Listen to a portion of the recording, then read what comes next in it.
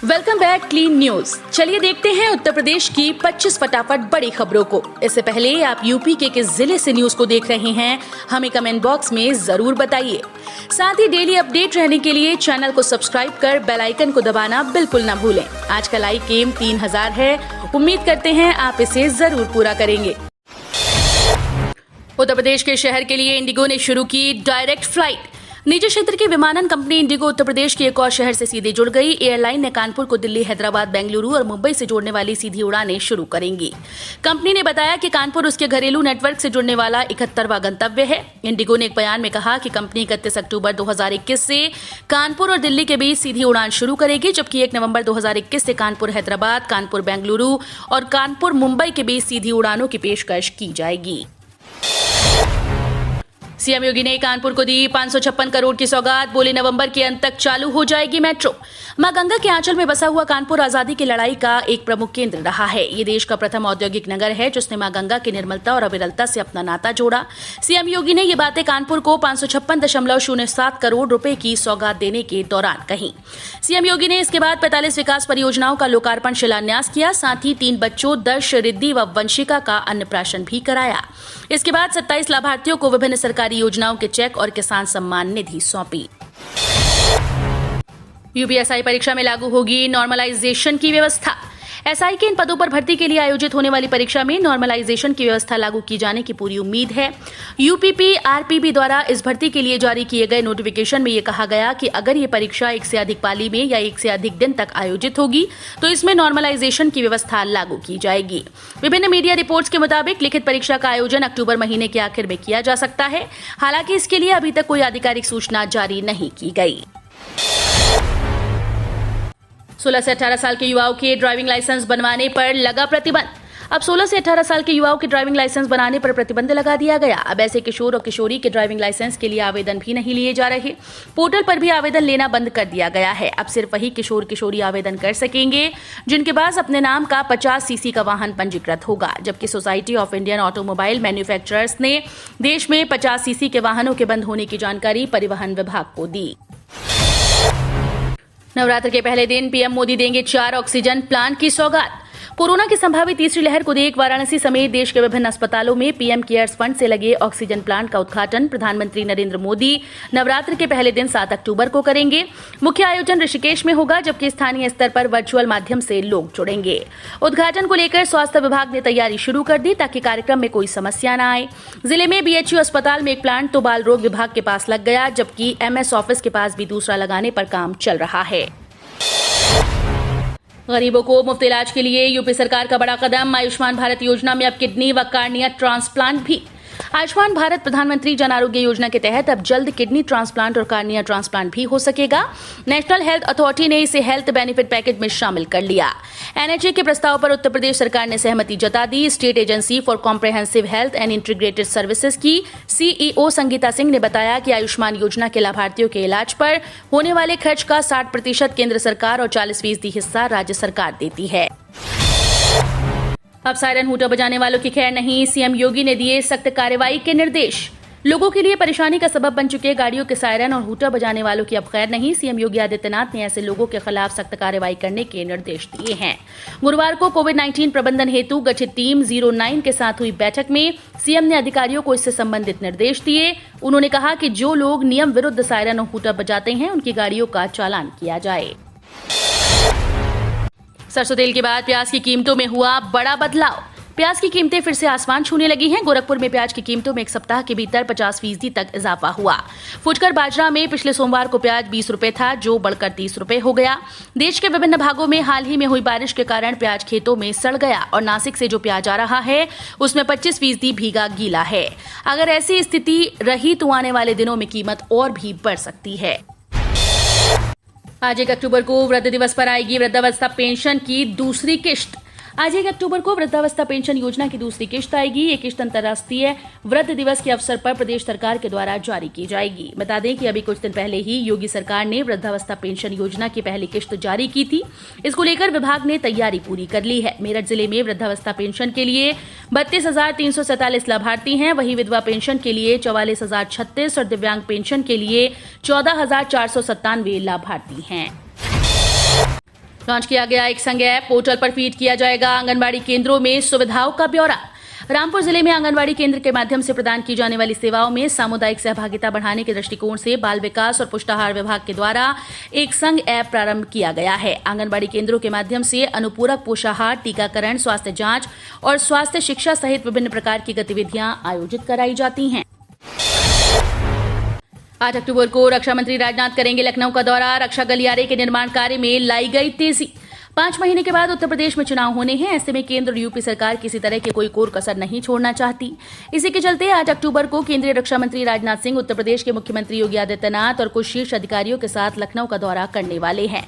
दरअसल ये दौरा केंद्र सरकार और रक्षा मंत्रालय की महत्वाकांक्षी योजना रक्षा औद्योगिक गलियारे की विस्तारपूर्वक समीक्षा के लिए किया जा रहा है।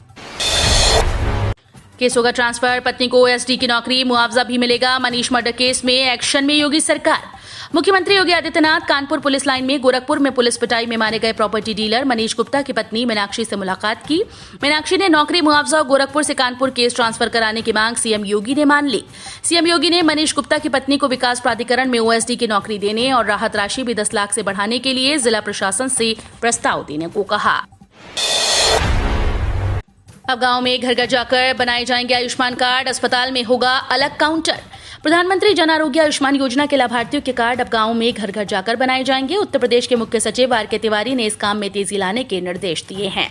उन्होंने अस्पतालों में आयुष्मान योजना के लाभार्थियों के लिए अलग काउंटर बनाने और इसके जरिए ओपीडी पंजीकरण, लैब जांच और दवाई वितरित करने को कहा। तिवारी ने बताया कि बीते 16 सितंबर से चलाए जा रहे 15 दिवसीय विशेष अभियान में 50,000 मजदूरों सहित 3.19 लाख लोगों के कार्ड बनाए गए हैं। फिर बढ़ सकते हैं गैस के दाम, बिगड़ेगा रसोई का बजट। एलपीजी की बड़ी कीमतों ने पहले ही रसोई का बजट बिगाड़ा हुआ है। ऐसे में रसोई गैस के दाम एक बार फिर से बढ़ने का अनुमान लगाया जा रहा है। सितंबर माह की शुरुआत में ही घरेलू गैस सिलेंडर के दामों में 25 रुपए की बढ़ोतरी हुई थी। अब फिर से सिलेंडर महंगा होने की आशंका है। दरअसल चीन में कोयले की भारी कमी हो गई, जिसके चलते चीनी सरकार भारी मात्रा में गैस का आयात करने में जुटी हुई है। इसके चलते अंतर्राष्ट्रीय बाजार में गैस की कीमतों में उछाल आने की बात कही जा रही है। अखिलेश यादव को बड़ा झटका देने की तैयारी में शिवपाल। उन्नाव में राजा भैया से मिले।